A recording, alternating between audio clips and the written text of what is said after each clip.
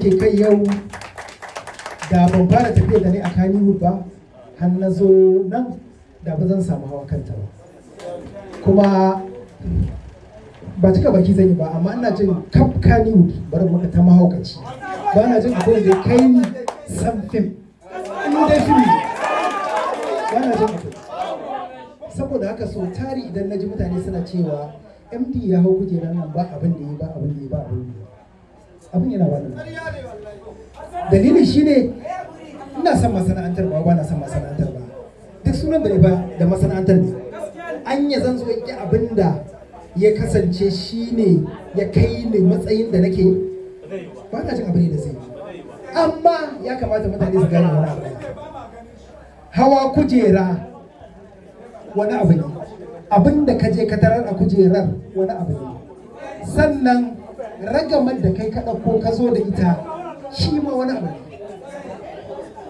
Ban sani ba ko masu magana suna la'akari da wannan abubuwan.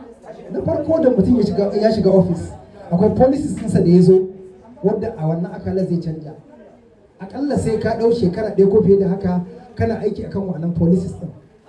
Aikin da za ka riƙe akan wannan policies ɗin su za su nuna menene za ka iya yi a matsayinka na wanda kake kan wannan kujerar. Kuma ita gwamnatin da ke ci sai ka yi ƙoƙari tukunna ka yi convincing ɗinta ta yarda cewa za ma ka iya wannan abin, sannan ka ga abin ka yi aiki. To mutane da yawa ba sa la'akari da wani, amma za ka yi wa mutum uzuri domin wani yana tunanin kawai kana hawa yau a yau ɗin nan komai da komai yadda kake so haka za a yi, amma ƙarya ne.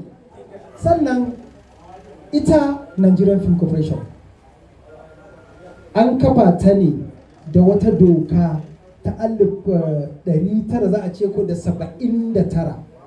Tun lokacin da aka kafa ta har zuwa yanzu ba a yi review wannan constitution ba. Lokacin da aka kafa wannan doka idan akwai wa'anda aka haifa a nan gurin mutum ne 'yan tsirayi, wannan doka ce take aiki daga lokacin har zuwa yanzu. Yanayi ya canja. Lokacin da aka kafa wannan hukuma ana yin fim ne na celluloid, amma aka zo aka bar celluloid, wato masu yin fim na Najeriya da kansu suka kirkiro home video da suke da VHS, aka dawo VCD, yanzu gaba ɗaya an dawo completely digital, an ban ma analog ɗin. To duk wannan canjin da aka yi har yanzu ba a canja dokar film corporation ba, kamata ya a ce yanzu film commission ne ba corporation ba. To wannan shi ne rigimar mu ta farko tukuna, sai ka ɗauko abu tiriyan sai a ce ma ina dokar da aka kafa corporation ɗin nan ta baka wannan dama, ya za ka yi?